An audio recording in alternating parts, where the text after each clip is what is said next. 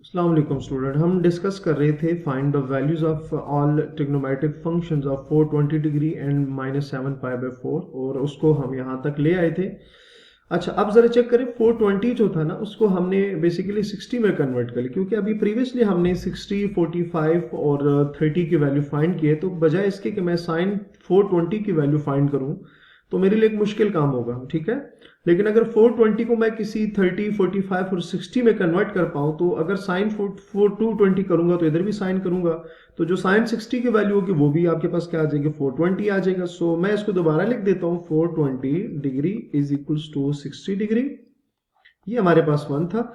अब हम इस पे साइन अगर अप्लाई करें तो कोई मसला नहीं, आप इजीली कर सकते हैं। तो अगर आप साइन 20 डिग्री इधर भी अप्लाई करें और साइन इधर भी अप्लाई करें, तो साइन 60 की वैल्यू अभी आपको बताया था क्या होती है, √3/2।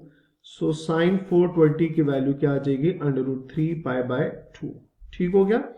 ठीक है, कन्वर्ट करने का आपने फायदा देखा। फायदा इसमें क्या हुआ हमें कि जब 420 है तो उसकी वैल्यू, जैसे साइन 420 आपको डायरेक्टली नहीं पता, तो हमने इसको जनरल एंगल में कन्वर्ट किया 60 और 60 दोनों साइड पर अप्लाई किया, तो 60 की वैल्यू तो आपको पता है, तो इजीली आ जाएगी। ठीक हो गया। अच्छा, अब साइन 60 साइन 420 है तो अब कोसेकेंट का भी कोई मसला नहीं है, तो आप लिख सकते हैं कोसेकेंट 420। इसी को अगर आप उल्टा दें तो 2√3, तो उसकी वैल्यू भी फाइंड हो जाएगी।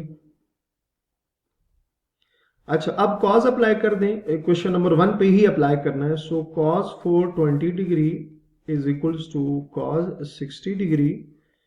तो cos 420 डिग्री cos 60 की वैल्यू अगर आप देखें तो cos, ये cos और 60 तो क्या आ रहा है, cos और 60 1/2। सो cos 60 की वैल्यू आ गई 1/2। ठीक है, तो cos 420 की वैल्यू 1/2 आ गई है। अच्छा, अब secant 420 उसके लिए क्या करेंगे, 1/2 को उल्टा देंगे तो 2/1 या 2, तो ये आपके पास वैल्यू आ जाएगी। ठीक हो गया। नेक्स्ट हम इसके बोथ साइड पर अप्लाई कर देते हैं टेन। इक्वेशन नंबर 1 पे ही अप्लाई करना है, तो टेन 420 और ये आ जाएगा टेन 60। ठीक है, और tan 420 is equals to tan 60 की वैल्यू, ये 10 है और ये 60 है, तो 10 एंड 60 कॉलम कौन सा बन रहा है, √3।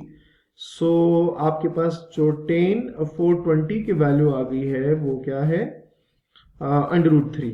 ठीक है। अच्छा, अब कॉट की अगर वैल्यू फाइंड करना चाहे तो कॉट 420, तो वो 1/√3 आ जाएगी। तो ये भी आपने फाइंड कर लिया, सही हो गया। तो कितनी वैल्यूज होगी, 1 2 3 4 5 एंड ये लास्ट पे जो था ये 6। तो 6 ट्रिग्नोमेट्रिक फंक्शंस की वैल्यू। तो कितना आसान हुआ कि जब हमें जनरल एंगल पता होता है तो आप इजीली क्या करते हैं, किसी भी एंगल को ब्रेक करके जनरल एंगल के थ्रू तो आप वो फाइंड कर सकते हैं। ठीक हो गया। अच्छा, अब इसी एग्जाम्पल का जो सेकंड पार्ट था उसमें लिखा हुआ था -7π/4।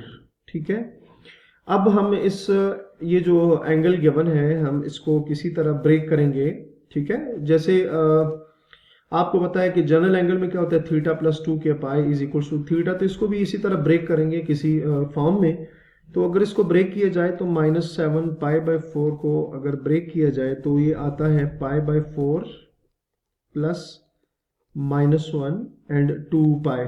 ठीक है, अगर आप इसका एलसीएम वगैरह लें तो -7π/4 आ जाएंगे। ठीक है, तो यहां से अगर देखें ना तो ये आपके पास थीटा प्लस ये k और ये क्या आ जाएगा, 2π आ जाएगा।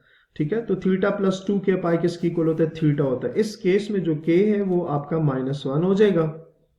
ठीक है, सो -7π/4 इज इक्वल्स टू, देखें theta plus 2k will be equals to theta, क्या है, थीटा है, और थीटा क्या बन रहा है इसमें, π/4 बन रहा है। ठीक है, इसको आपने इक्वेशन नंबर 1 कंसिडर करना है। एक चीज और याद रखनी है स्टूडेंट आपने कि π/4 जो होता है ना ये रेडियन में है, तो π/4 को अगर आप डिग्री में कन्वर्ट करें तो किस तरह से कन्वर्ट करेंगे, π/4 को 180 डिग्री के साथ मल्टीप्लाई करें तो ये आपके पास आ जाएगा 45 डिग्री आ जाएगा, सॉरी यहाँ पर 180 पाई के साथ। ठीक है, रेडियन को डिग्री में किस तरह से कन्वर्ट करते हैं कि 180 डिवाइडेड बाय 4 के साथ उसको अप्लाई करते हैं तो आपके पास किस में आ जाता है, डिग्री में। तो ये बेसिकली 45 होगा, ठीक है। तो इससे आपने परेशान नहीं होना। तो पाई बाय 4 को आप कोई भी, अगर आपके पास एंगल हो जो कि पाई की फॉर्म में, उसको रेडियन में डिग्री में कन्वर्ट करना चाह रहे हो, तो आपने इसको क्या करना, 180 डिवाइडेड बाय पाई के साथ उसको मल्टीप्लाई करेंगे, तो आपके पास जो भी आंसर आएगा वो डिग्री में होगा। तो पाई बाय 4 को जब मैंने 180 डिवाइडेड बाय पाई के साथ मल्टीप्लाई किया, तो मेरे पास जो पाई बाय 4 है वो क्या आ जाएगा, 45। तो ये भी इस तरह से, ठीक है। सो अब हमने इस इक्वेशन नंबर 1 पे वैल्यूज अप्लाई करनी है। मैं यहाँ पर दोबारा लिख देता हूँ, -7 pi by 4 -7 pi by 4 is equals to pi by 4 is equals to 1। और यहाँ मैं दोबारा भी लिख देता हूँ कि पाई बाय 4 बेसिकली 45 डिग्री के इक्वल, क्योंकि जो टेबल हमने बनाया था ना, वहां पर वैल्यू जो थी डिग्री में लिखी हुई थी, तो ये अब रेडियन में आ रहा है, तो कोई इशू नहीं, आप उसको कन्वर्ट करके इजीली वैल्यू फाइंड कर सकते हैं। अच्छा, अब इस पे वैल्यू अप्लाई करें। सबसे पहले आपने वैल्यू अप्लाई करनी है साइन की, तो sine -7 pi by 4 left side पर भी अप्लाई करना है और राइट साइड पे भी अप्लाई करना है। और पाई बाय 4 का मतलब होता है 45, और साइन 45 की वैल्यू जो होती है वो 1/√2 होती है। सो क्या आ जाएगा, sine -7 pi by 4 is equals to 1/√2 आ जाएगा, ठीक है। आप देख सकते हैं साइन 45 की जो वैल्यू थी ना, साइन 45 की वैल्यू 1/√2 है। तो हमने भी यहाँ पर क्या लिखा हुआ है, 1/√2 ही लिखा हुआ है, ठीक है। अब ये तो आ गई हमारे पास साइन की। अच्छा, साइन को उल्टा देंगे तो हमारे पास कोसिकेंट आ जाएगा, मतलब cosecant -7 pi by 4 is equals to √2/1, ठीक है। तो ये भी वैल्यू आ गया। नेक्स्ट इसके क्वेश्चन नंबर 1 के बोथ साइड पर हम कॉस अप्लाई कर देते हैं। सो कॉस -7 पाई बाय 4, और इधर अप्लाई करेंगे तो कॉस पाई बाय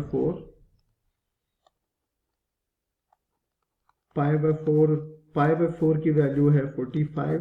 तो और कॉस 45 की वैल्यू क्या होती है, √2 होती है। सो कॉस -7 पाई बाय 4 की जो वैल्यू आ गई है वो आपके पास 1/√2 आ गई है। अच्छा, सीकेंट क्या होगा, सीकेंट की वैल्यू अगर आप इसी तरह से निकालें तो -7 पाई बाय 4, तो √2 आ जाएगा। टेन को अप्लाई करेंगे तो टेन आ जाएगा -7 पाई बाय 4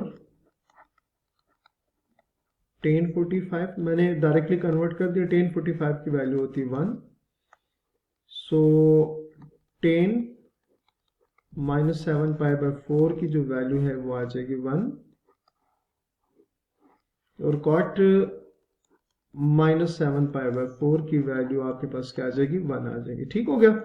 सो ये स्टूडेंट आपने देखा कि हमने जो टेबल ड्रॉ किया था, जो वैल्यूज फाइंड की थी, उनको यूज करके हमने एक बड़ा एंगल जो था, जो कि 60, 30 और 45 से बड़ा था, उसको यूज करके हमने उसकी वैल्यूज इजीली फाइंड कर ली है। सो अपना बहुत सारा ख्याल रखिएगा। अल्लाह हाफिज।